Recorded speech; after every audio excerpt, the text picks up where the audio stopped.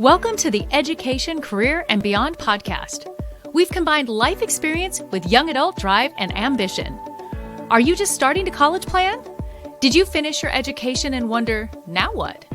Join us in this lively discussion about the topics you need to know to create the next stage of your life's dreams, careers, finances, education, and more. Brought to you by Voice for Heroes 501c3. And there we go. It works, everyone. Congratulations and welcome. Thank you. Welcome to our live version here of the Education, Career, and Beyond podcast. As usual, we have Ed Sanderson and Capri coming in from Purdue University. But I've been truly looking forward to this because we have Guy Brilando, and I hope I said that correctly. I'm so sorry. Did I say it correctly? Wonderful. Yes. To over 20 years as an Air Force veteran fighter pilot. Also went on to be captain with Southwest Airlines. He was lieutenant colonel in the Air Force, but he is the most amazing, incredible, motivational speaker. He has a fantastic book that we're going to hear about and how he has really just used his life experience to be empowering others. And it's really remarkable. And I don't want to take anything away from him from what he's going to share. So thank you so much, Guy, for being a part of this today. Well, thank you, Amy, so much for inviting me. I'm glad to be here. And hello, Ed and Capri. How you doing, Guy? Nice to meet you. Now, my job is to try to pull back as much as possible because I know that Ed and Capri have a lot of great questions too. But Guy, please share with us your background, just from the heart, what your background was leading up to where you are today. Well, thank you very much, Amy, for having me on. And obviously, like I was just mentioning to Ed a short while ago, if we can impact a few lives through what we do, especially like what Ed does with his work, Capri is the future for our country. And if anything we can do to impact kids, I think is extremely, extremely important. And yeah, my background, I grew up in Chicago. My dad was chief engineer for Schwinn bicycles. So if he was the main guy that designed Schwinn bikes. So if you've ever had a Schwinn bike, you rode something that started in my dad's mind first, more than likely. And so grew up here in the Chicago area. And I was one of those kids that even though I came from a very good home, I was a little bit lost as to where I wanted to go in life. And one thing I knew is I wanted a job. I wanted to be able to do something where I was outdoors. I did be working in a cubicle or in a warehouse or something like that was not me. I knew that part. I fell into flying thanks to my dad. And then I transferred from a school up here in Chicago down to Embry-Riddle Aeronautical University in Daytona Beach. And I did 6 years of college because it took me a while to figure out what I wanted to do. But I really fell in love with flying. And then when I went down to Riddle, I joined the ROTC detachment down there. And I fell in love with it. No real military background in our family. My dad was in World War II, but, just an enlisted type, drafted. And anyhow, I just fell in love with it. And I accelerated in that program there, became the cadet commander for the largest all-volunteer ROTC detachment back then, over 500 cadets. And I got my choice Euro-NATO Joint Jet pilot training, which is where all the different NATO countries would send their top pilots for pilot training. And that was in Wichita Falls, Texas. And I went through pilot training. I got my first choice of an F-16. And I went through that training back in Florida at MacDill. And then I went over to Korea. I was in Korea for a year and a half. And then I went over I actually had an ejection while I was in Korea that I talk about in the book. And then I went over to Germany, met and married my wife there. She's a German national. She's also got her U.S. citizenship now. But we were there for 3.5 years. And then I went over to Italy. I was at Aviano Air Base for over 3 years, did all of Bosnia, the Bosnia conflict, start to finish. That was an experience to watch from the air. And then went to Phoenix, Arizona, and I was there for 10 years. And then when my military career was over, as you mentioned, Amy, I stepped over and started flying with Southwest. So That's kind of the overall background. That's it? That's all you got? There's more, but no, that's good. Well, I really enjoy, I've always enjoyed people. Even in high school, I really enjoyed listening to people's problems. And it was just a natural thing for me to be a little bit of empathetic type of heart, if you will.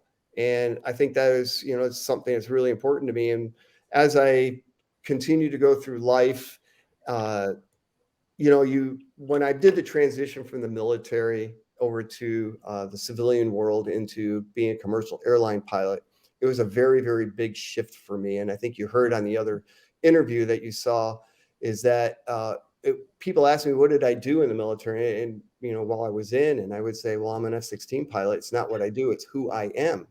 Right. And that became my identity. So when I lost that, when I left the military, a big part of my life for over 20 years, and now I'm flying for the airlines, I didn't know who I was anymore. And I didn't realize all that, but that is kind of what led me on the path that eventually led me to writing the book. Wow.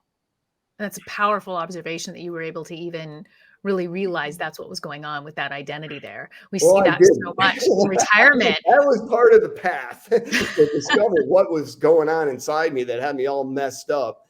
And, I was successful, but I was deep inside, I wasn't super happy and I couldn't figure out what it was. So yeah, that's what started me on that path. Figure it all out. Wow. And I can imagine, Capri, you probably can speak to this even better than I can, that there's a lot of, I would imagine people your age that are like, I'm going through the paces, but I don't know who I am, or I don't know what I want to do. Wouldn't you agree? I totally agree with that. And even like, as someone who I consider myself to be very driven and I know the path that I want to go on, sometimes it can feel like you're going through the motions and you're like, oh, like this is supposed to be exactly what I want to be doing, but I'm doing it and it just feels like I'm waiting for the next step or like the other shoe to fall or something. So it's really hard to be present in the moment sometimes. I'm thinking that's kind of what you're getting at. Yeah. Are you familiar with Eckhart Tolle? No. Okay. So he has a book. It's called The Power of Now. And it's all about appreciating the moment of now, which is fleeting, right? Because the past, there's nothing you can do about. The future is where anxiety comes from, right? Worrying about what's going to happen that you really don't have a lot of control over. You can direct, but you don't have that absolute control over what's going to happen in the future. But that moment of now, it just passed. So how do you stay in the moment of now and appreciate your life and what's going on in your life right now? And it's such an important philosophy. And he's probably the most renowned philosopher around that concept. So yeah, that's awesome that you mentioned that. Thanks. I can't wait to read that book. Very interesting. Yeah. Ed, I see your brain spinning. My brain is always spinning. Where it's going to stop, we do not know. Guy, one thing when I was looking over your the biography you had on your website, kind of your story, one thing popped into my mind, and I really want to get your input on this, is that you talk about that, there's an aptitude that you need for being a pilot. There's a skill set, an intelligence that you have to have. And then there's the passion part of it. Mm-hmm. How do those pieces intersect in your mind for a young person who's like, I don't know if I've got the skill set, but I'm super passionate about it. And conversely, someone who's really sharp, really intelligent, may have a certain skill set, but doesn't have the passion for it. How do you determine which way you're going to go? Or is it important to have both of those collide at the same exact time? Wow, what a great question. So profound, Ed. There is so much. There is so much. I'm so glad it's been recorded. I mean, it might be beyond the average person's thought process, but what you just said really is vital to getting to where you want to go.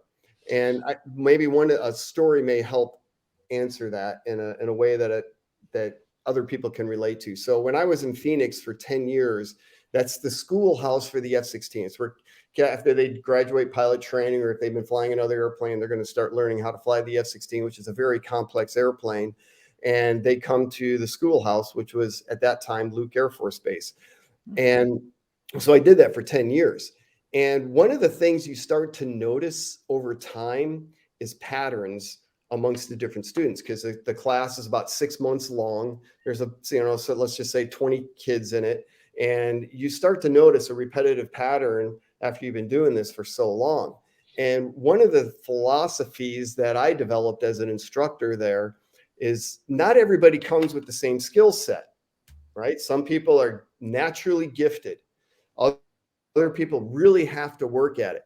Some are, excuse the expression, but super cocky, right? They got egos out the wazoo, and I know everything here. There's this brand new person into the F-16, and here's a guy that's got 3,000 hours, and I don't know anything about it, right? So you get all different kinds of personalities there. What's most important to me as an instructor during that time was the person's passion, was the person's desire there.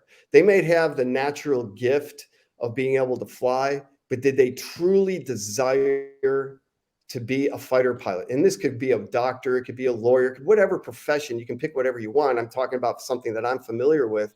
Do they have the real passionate desire to become the very best that they can possibly be in that line of professional work? And I would go to bat. You could have somebody that maybe didn't have the natural talents, but they had that passion inside them. They really wanted this.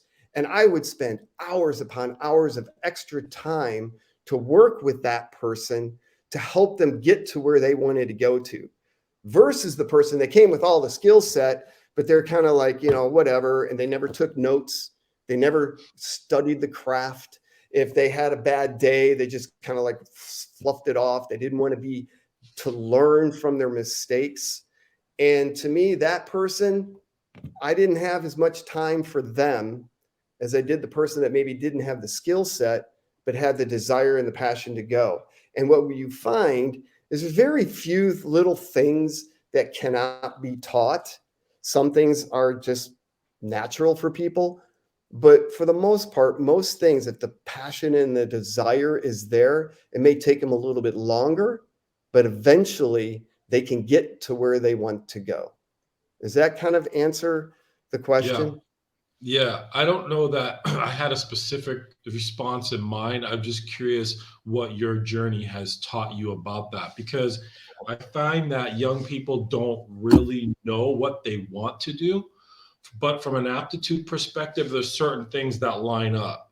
And if we can identify that aptitude, what they're good at, even though they might not know what it is yet, then if we can connect that to passion, interest, they start to fly, they start to take off. And it's not that those things can't change. I think you've talked about, you've kind of had a couple different versions of a career as you've gone along. That can change. But I think the one thing that you can't stop is passion. I'm just curious. You could be great. You could be really passionate about doing something, but you might not have the aptitude. But I think the answer you gave is you can learn. The thing you can do is learn. The one thing you can't fake is passion. You can't make that up. And it's an alignment, right? It's an alignment with your heart, body, soul, mind, all of that. When that's in alignment, the passion just flows naturally. And to go back to, as you alluded, my story, when I was in high school, I worked a part-time job during the summers, or full-time job during the summers, in a warehouse, in a fulfillment facility, if you will. And that's when I learned I didn't know what I wanted to do in my life. I hung around with the wrong crowd. Let's just put it that way. As far as what you would expect from, where my dad was in his career, and where I was. And my sister, the very opposite. She knew what she wanted to do. That was awesome. But I didn't. And so the one thing I learned from that warehouse is I did not want to be indoors. That was it. And then I loved the stars. My passion as a kid growing up was the stars. I could sit out there for hours watching the stars. I built my own telescope. I go down to the Adler Planetarium here in Chicago. And that was a huge passion of mine. And then I went to college to become an astrophysicist because high school was easy for me. I didn't study a lot. The grades kind of came along, and then I got to college, and then it was an eye-opening experience. What do you mean I got to study? What is this calculus? What are all these different formulas I got to memorize? And it didn't align with me, right? I was out of alignment all of a sudden. And I had the desire and the passion to want to study the stars and explore, but it wasn't in alignment with having to do that kind of studying. And I realized in my second year that I was over my head in that part of it. And so that caused a little discomfort, right? Because I was out of alignment.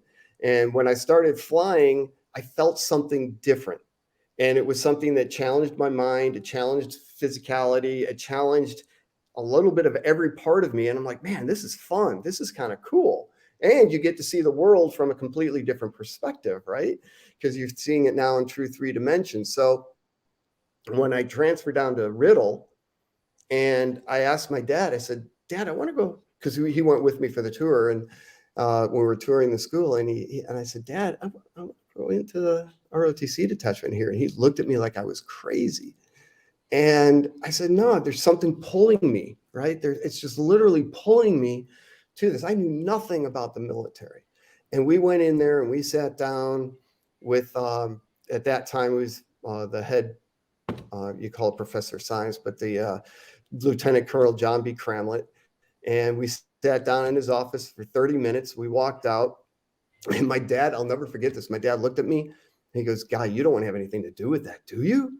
And I said, yeah, Dad, I think I do. The only thing I don't want to do is cut my hair, because I had this real long hair and girls loved and everything, you know. But I said, yeah, I think I do. And so that started it. And when I got into that environment, Ed, everything changed. All of a sudden, everything came into alignment for me. And so if somebody is struggling, trying to find that, I would encourage them. My words of encouragement would be, continue to do what you're doing while keeping an open mind and asking questions. Questions are the answer. The answers are already within us.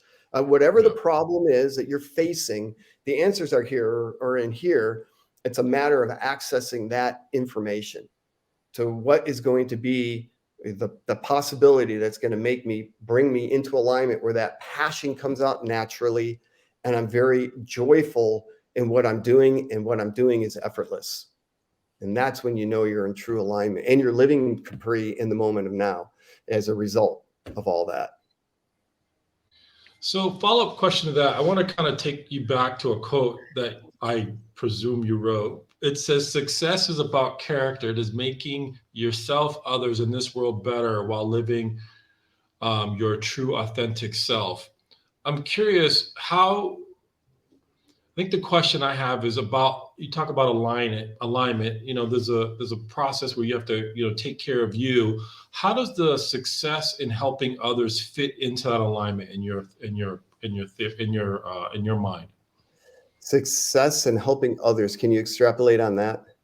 Yeah, it says it's making yourself, others in this world better. So Right. you can try to identify what you want out of life. How does helping other people contribute to your personal success? Oh, okay. I wanted to make sure I understood your question. It was a lousy question. I had to reframe it. Thank you for asking. Oh, no, it's a great question. I'm not saying a word. I think it kind of goes back to what I was saying when even in high school, I loved listening to people's problems. I would sit on the phone, you know, well before cell phones, well before any kind of FaceTiming and anything like that. You just sit in your bedroom, and the other person's in their bedroom, and they're talking about their life problems. And you'd be on the phone for an hour, hour and a half. And I would just sit there and listen to what they had to say. And wasn't so much about what I would have to say back. You know, that's kind of a challenge in relationships. Guys want to fix things all the time, right? The woman comes to the guy, hey, I got this going on in my life, blah, blah, blah. Oh, here, this is what you need to do. That. It's the last thing in the world the woman wants to hear, right? They just want a listening ear. And so what I get out of helping other people, here's another story from teaching fighter pilots, is one of the things I love about teaching. In fact, my mom and I, we went for our drive. We drove right past Northwestern University here in Chicago today. And one of the things that I love about teaching is when that light bulb goes on. You've tried this approach, student doesn't get it. You try that approach, student doesn't get it. Try another approach, student doesn't get it. Then finally, you do something just a little bit different, and the light bulb goes on, and the student gets it, and they never have that old issue of understanding how to do this again. And when that light bulb goes on, there is a connection that happens. And I'm sure, Ed, with what you do, you've experienced this. There's that connection that happens between you and that other living soul that you cannot buy with money. It is a spiritual, immediate light bulb thing that connects two souls together and it just fills me with joy. So that's what I get out of it. It fills me with happiness and joy that other person is in that much closer alignment with themselves. Gotcha. I got one other question, and I'll hand it over to Capri. Poor Capri, she keeps trying to jump in. No. I'm curious about, you talked about when you work with students and they come in at different levels. Some have incredible skill, but maybe they're not humble enough. You have a humble young man or woman, and you just wish they were a little bit more confident. And you said that you really started to gravitate to the ones who just were willing to work at it. It gets me kind of to a question about asking for help. Guy, when you're dealing with a student, and when you were training and teaching, did the ones that ask for help the ones you gravitate to the most? And what would you say to a young person who might be a little timid, a little shy, about how important it is to just ask for some help when they're stuck? I know it's cliche, but there are no stupid questions. And really? Because I just asked one. I'm like, oh, really? And you cannot solve. Have you watched our show? There are, because like I said earlier, questions are the answer. So if you're not asking questions, if you're in a group, I guarantee you're not the only one with that question, right? So there's other people in that question. So if you're in a group setting, asking that question is helping another person. So if you've got a challenge speaking up, think about it. If you like helping people, speak up just so you can help somebody else in the room. But through questions,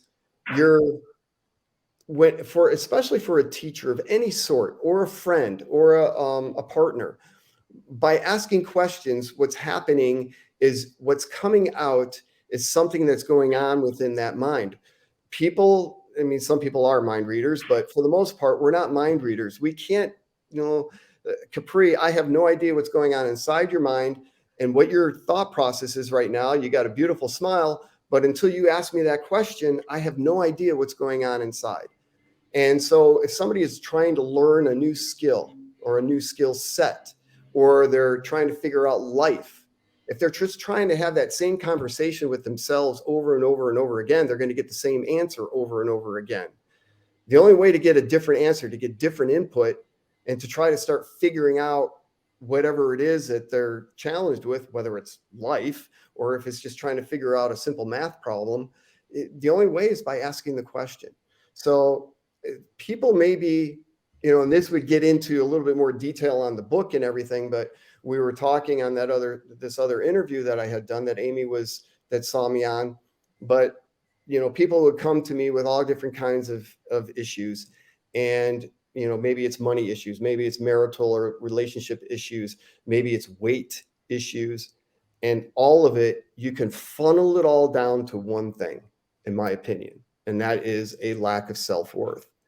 So a person may have a lack of such low self-esteem, such a low lack of worth, they're even afraid to ask a very simple question for various reasons. Maybe they don't want to look like the fool in the room. Maybe like, if I ask this question, people are all going to look at me, right? Who cares about them?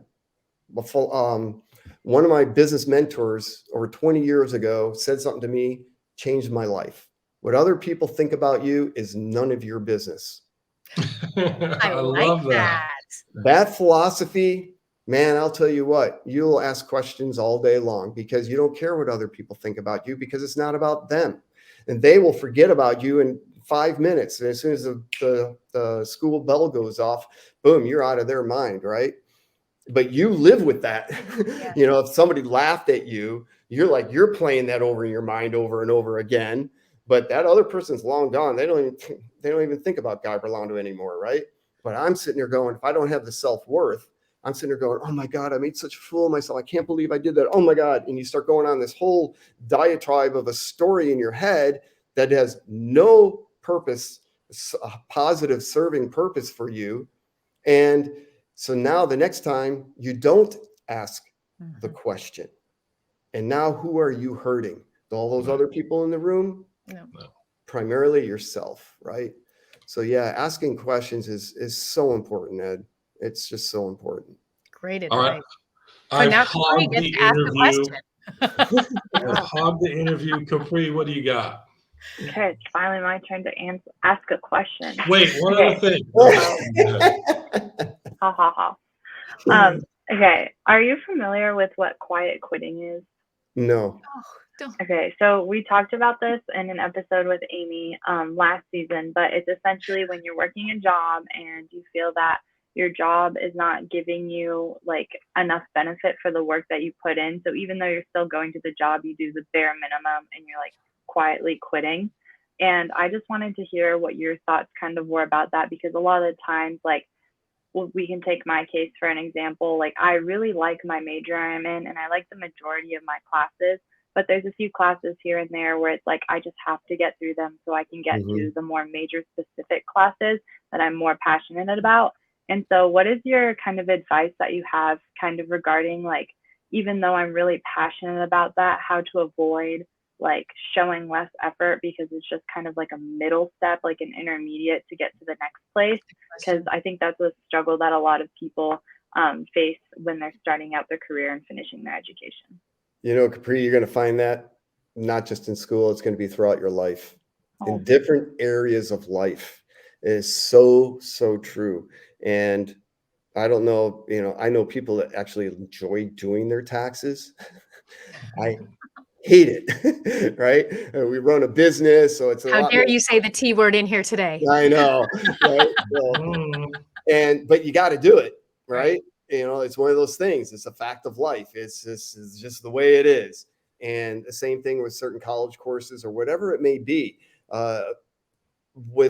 When you get into the work environment, and if you're working with other people, there are going to be people that you just don't gel with, but you don't get to choose necessarily, depending on the job, who you get to work with, right? So you've got to figure out ways to be able to make it through those types of things. And whenever you have my philosophy on it, to try to get to your question, my philosophy on it is try to get something positive out of it. What can I be learning? You know, this is not my passion. This is not in alignment with me, but this is something I have to do in order to get to where I want to be in alignment.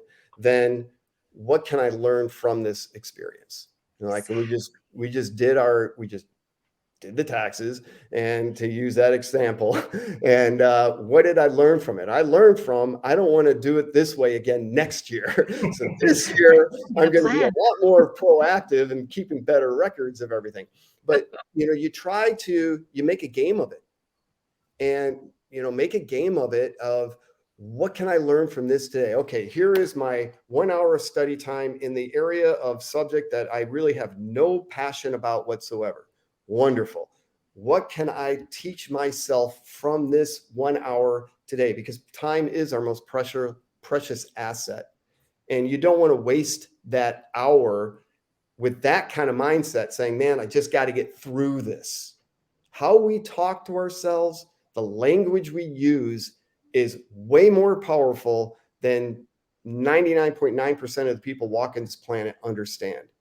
And when you say, man, I just got to get through this course, you are telling your subconscious mind to not enjoy it and to not learn anything from it, but it's going to get you through. And the subconscious mind it follows what you tell it to do. It has no choice, and it does not understand negatives. So it's going to tell you over and over again, I'm not enjoying this course.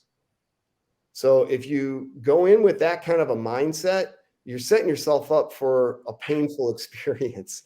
Whereas if you can change that around and catch yourself saying, I can't believe I got to sit down for the next hour and do this work, and change that around. What can I learn from this? You know, now there's this hour set aside for this wonderful course that I'm going to learn something positive from. And that would be my best advice, is to take something that's a downer and find a way to turn it into a positive. That is so good.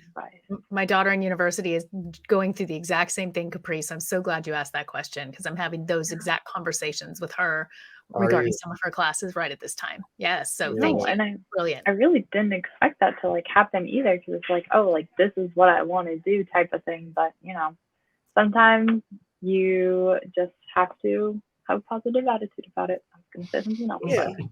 And it's more than a positive attitude. because a positive attitude, and I love Norman Vincent Peale's book, The Power of Positive Thinking. Mm-hmm. But it's more than just the positive attitude. It's teaching the subconscious mind to think positively, so that the attitude part of it is just a natural course of action. So the attitude is like a symptom of the mindset, not the other way around. Exactly. Ooh. It's like you don't have to force yourself to do something you actually enjoy doing. And that's because it's the subconscious mind is providing you with the direction to do something you enjoy. So if you have an aspect of life that you don't enjoy so much and you have to do it anyhow, take it so that the subconscious mind finds a way to drive you to get through that in a positive manner. And I would say it's just a little bit different than just positive thinking. It's in the positive mental attitude. It's coming from a deeper place that's driving you to get through that course where I'm learning and I'm done with it and I can celebrate, right? Yes. Yes. That makes Guy, sense. I would love for you to share with us about going through this massive career you've described with us, and then deciding it's time to write the book. What was that process like for you? Share with us a little bit about the book, because that's a big deal for you to take these years, your wisdom, what you've learned, your lessons, and put it out there in such a powerful way. Oh, thank you for the opportunity to share about it. It is something that it just kind of happened. It wasn't something like I was like for years thinking about writing a book. It just all of a sudden happened. And what had happened is in that junction after leaving the military and flying for Southwest Airlines, every year I read a book. It's called Think and Grow Rich by Napoleon Hill. Very famous book. It's an abridged version of a much thicker and larger book that many people don't know about, but The Law of Success. And the Think and Grow Rich is actually an abridged version of that. But I read that every year and I use it to evaluate where my goals, the goals I had set the previous year, how did I do on those? And then I set my new goals for the coming year. So every December or January, I will read Think and Grow Rich, and for that purpose. And I was reading this, I believe it was in 2014 or 15, and coming home from a trip with Southwest, and I get to the gate at our house, and I'm like, I had an epiphany that I realized at that point, Amy, that I did not know what my definitive purpose in life was anymore. As a fighter pilot, I knew. I mean, there was no doubt. I lived with it 24/7, what my purpose in life was. All of a sudden, that was removed from me. I mean, a commercial airline pilot comes with a lot of responsibility. For some people, that is their entire dream in life, is to become a commercial airline pilot. So for them, they're living in alignment. But for me, it wasn't a big dream of mine to do that. And I know I had so much more to give than just being a pilot in my mind, right? Again, this is all on how we frame it within our own mind. So I'm not putting down having commercial airline pilot as a career goal. That's not what I'm saying at all. I'm just saying I was out of alignment. And at night, I realized what it was, is that I was not living my definitive purpose. And so I started on this quest to figure out what that was. And it turned out to be a lot more challenging than I had ever imagined. And I'm reading all these books, going to different classes, courses, if you will, on it. And I actually went to a psychotherapist and went through his program, and I didn't feel any difference. And there was a lady, her name is Nirka. She runs a course for helping people discover themselves, if you will. That's not exactly what it is, but for the purpose of this conversation, it perfectly states what she does. And anyhow, we went to a seminar she was putting on, a free seminar, which of course she upsold, and of course I bought. And I was very, very excited about, because I felt deep in my heart that this woman was going to be able to accomplish what nobody else had been able to. And we signed up for a course for hers that was starting 2 weeks later. It was very expensive, stretched our budget big time, but I felt very confident. And sure enough, I had a major breakthrough there. I found myself. And that's why I think I named the book Discovering Your Authentic Truth, because that's what happened to me in this first course, or at least began that process. And I started coming back into alignment. And I was sharing all this with my family over Christmas. And probably 2015. And my sister, she goes, why don't they teach us this in high school? Why Right. don't they teach us about communication? Not only the conversations we have in our own head, but the conversations we have as parents to our children, or as to fellow classmates, or whatever it may be, and to your boss, or the boss to the subordinate in the job, if you will. I mean, communication is Mhm. everything. And I Yes. never really realized it before. And so when my sister said that, because she had some challenges with her kids and husbands, and she's been married a couple of times, and it's all based, a lot of it's in communication, just understanding ourselves. And that set me on the quest to go ahead and write the book. And it took me a year start to finish. I wrote the book. The book is thick. It's like 300, not thick, but it's about 320 pages or something like that, 350 pages. And when I wrote it all out, it was twice as big.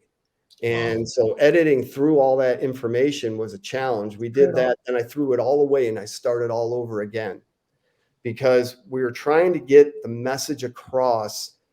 And this is the big one, is that for kids that are, especially because I really wanted high school students to read it, and I really wanted to get it into the prison system, because I wanted people to understand it's not your fault.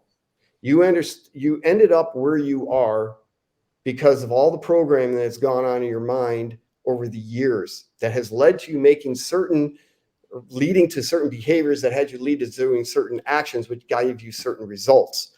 And maybe those results are not what you were looking for. But if you trace it all the way back, it could have been something that happened early on in your childhood, long before you were ever consciously aware of it. And I'm talking between the moment of birth to 3 years old, Mhm. primarily, maybe to 5 or 7. And those things, those traumatic events that happen into your life during those early parts of your living, literally set you up for the rest of your life. And people don't understand that. Mhm. And I told the story before that I went to a bookstore, a very famous bookstore, looked through over 100 books on parenting.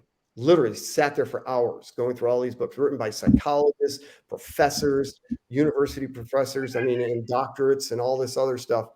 And nobody, in my opinion, maybe 2 books kind of touched on it, but nobody was going to this root issue of, it's not your fault. It's what happened way back when. Now we got to take responsibility for our actions, right? So as we start growing up, there comes a point where it's no longer the parents' fault or whatever happened back then. It's now time for us to fix ourselves, but people don't know how to do that because it's not taught. And that's why I wrote the book. There's alternatives to Western psychology that really work, and it doesn't take a lot of effort. It doesn't take a lot of time. It just takes, again, Ed, a desire to want something better for yourself. I love that. That's really powerful stuff. Really powerful. Communication is an art and Mhm. a skill, and you should get really good at it. Yeah. And we don't teach enough of it in school. We teach a That's lot of true. things that kids will never, ever use. But this core skill that I'm talking about, and I talk about in my book, kids can use for the rest of their lives. And it could save a lot of suicides. It could save a lot of, going down the wrong path.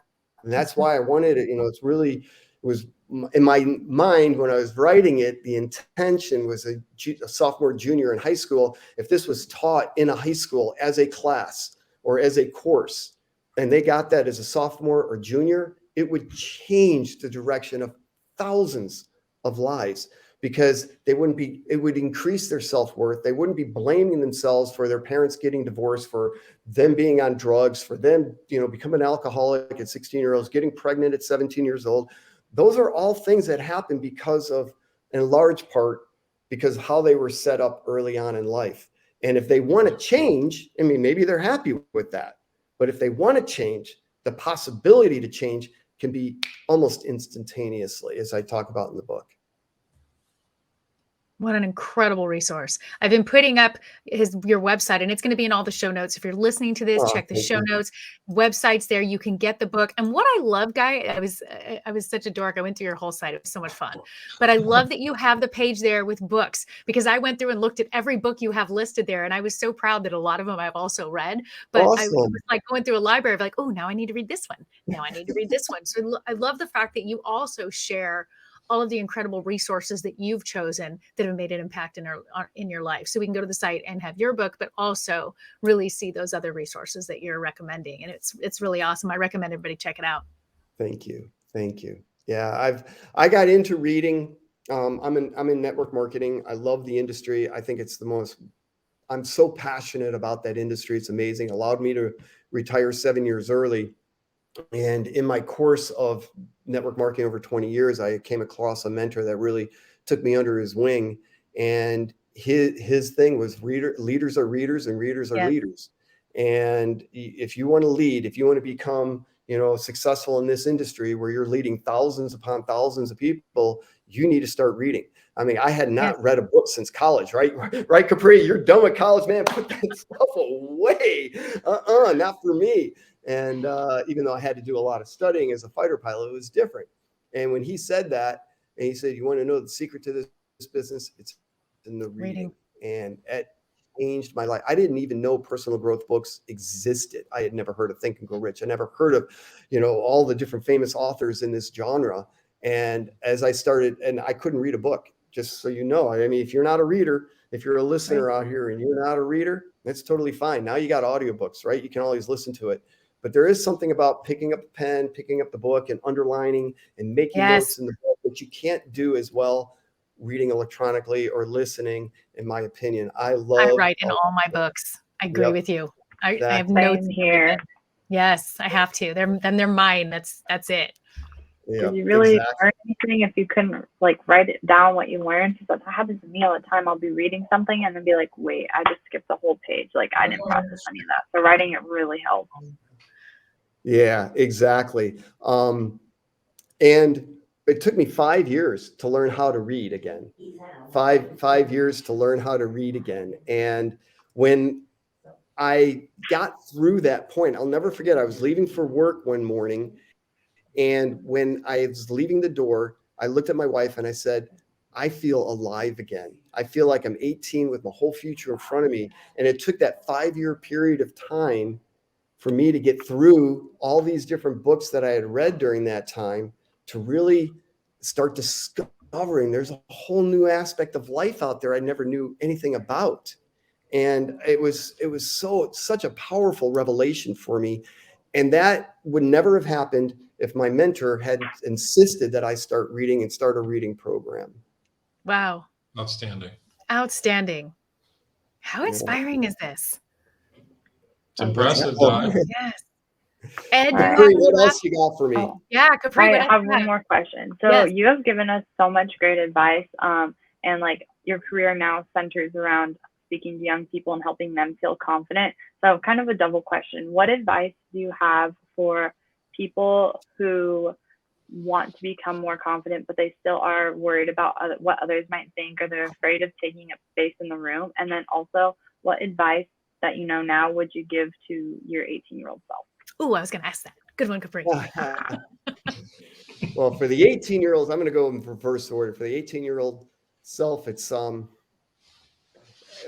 of what I did. I said, always be asking yourself questions. What else can I be doing right now? I would say the philosophy that I've developed is what I'm about to do right now going to help me get closer to my goal.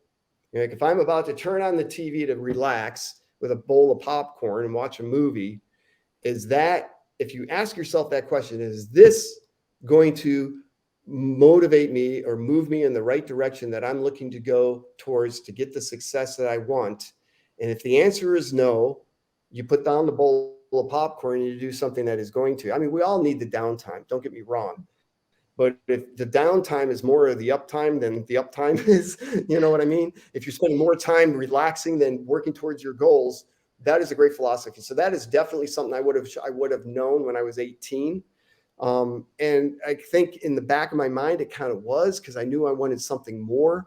But yes, I think that is a very, very powerful question to ask yourself at any time. Is what I'm about to do actually going to help serve me towards reaching my goals? The other question was, again, what? I didn't write it down. I got short-term memory loss. No, it's all right.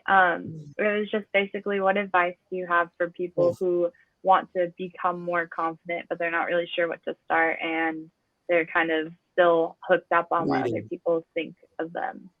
Get on a reading program or listening program. There's so much on YouTube now. I'm in love with Earl Nightingale now. So I've been listening. There's all these. Earl Nightingale is a very famous guy from the late 60s, 70s in personal growth. And he started a whole Nightingale Conan is what the published house that they created. Earl Nightingale is just phenomenal. And he's got a real soothing voice.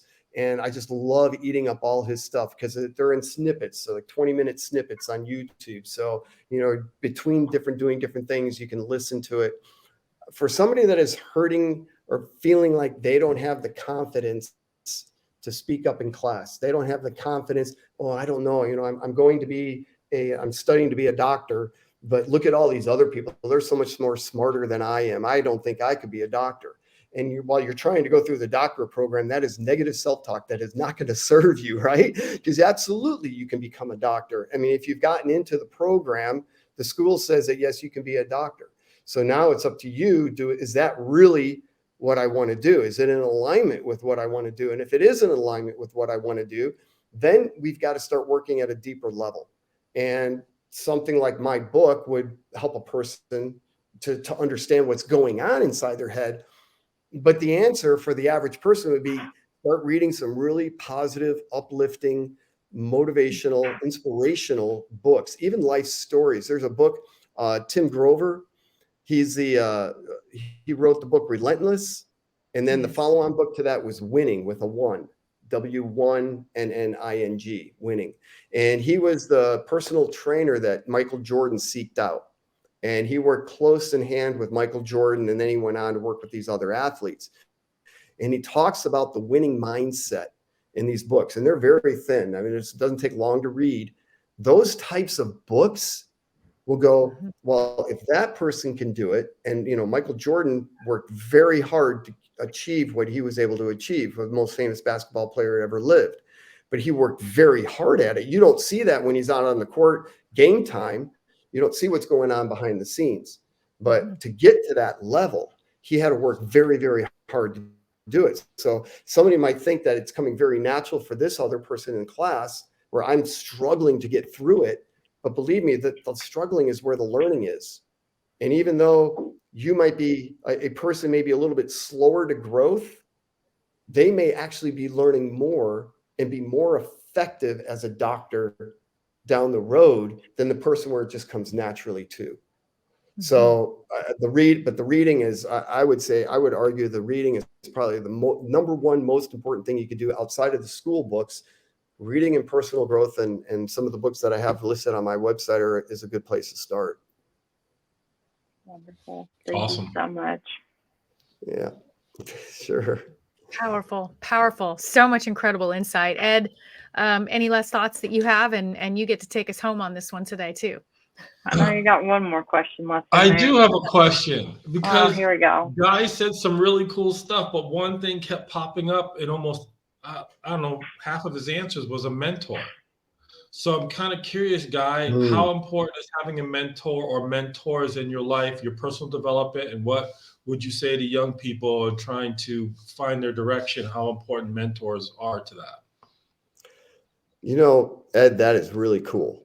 And that means that you're actually listening. And one of the biggest challenges we have in life is really listening to what people are saying. I didn't even realize that I had done that. So you bringing that up, being aware of that coming from me, means obviously if I've mentioned it more than several times, that it is obviously very important, right? Or it wouldn't be coming out. So no, but that's great awareness. And that's what active listening really is. So that's powerful. Mentorship, reading. So go back to the reading. but having a mentor and, you know, like, well, how do I find this mentor? How do I find that mentor? Well, one way is through asking questions. If you want to become a doctor, I would start seeking out people online or however you want to try to connect with them and find somebody that's successful in the area of being a doctor that you want to be. I'm just using that as an example. And then befriend them and start asking them questions. And you will be surprised. One thing I know about successful people is they want to help other people. People that have made $1 million want to show other people how to make $1 million. People that have been a successful pilot want to show other people how to be a successful pilot. But if you're not asking the questions, that person that's already done it doesn't know you're looking or seeking. Right. And they're not going to reach down necessarily, because then there's no desire, right? There's no value. If I just reach down and I go, I see this, you know, person on the street and I say, hey, if I could show you how to make $1 million, do you want to make $1 million? And 9 times out of 10, they're going to say no, believe it or not, even though I know I could show them how to do it. So us reaching down, that's not how it works. You've got to reach up. You've got to find somebody that's already traveled the path that you want to go. And then you start asking them questions, because what they're going to do is they're going to help shortcut all the freaking zigzags they had to go through that didn't work. And they had to learn to get here, right? And what they want to do is help you maybe cut some of those zigzags. You're still going to have to do, quote unquote, the work and figure things out for yourself, but they can offer guidance that you don't have because they've got the knowledge and wisdom you haven't gone through yet. That's why a coach, you know, you think about an athletic team, that's why a coach is so important, because they get everybody rowing in the same direction at the same time, right?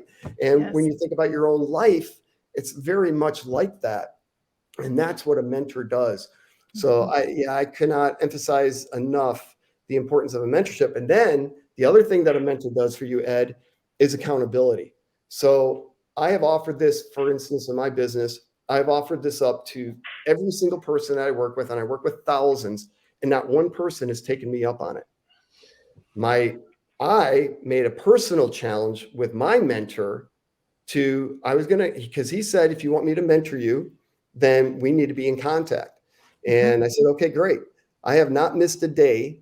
And I think it's over 1,500 days since we pretty much started this business. Every single day, I will make that phone call to him, even if I don't want to, because it's not about him. It's about me holding me accountable. Because if I didn't do what I was supposed to do that day, it happens. I still got to make that phone call. And I got to go, Mr. Mentor, this didn't happen in my business today, but this is what did. I'm leaving a positive message about what I did for my business. And sometimes there's almost nothing there because I didn't do what I was supposed to do, that I knew what I was supposed to do. And then I'm like, I don't ever want to have to make that phone call again.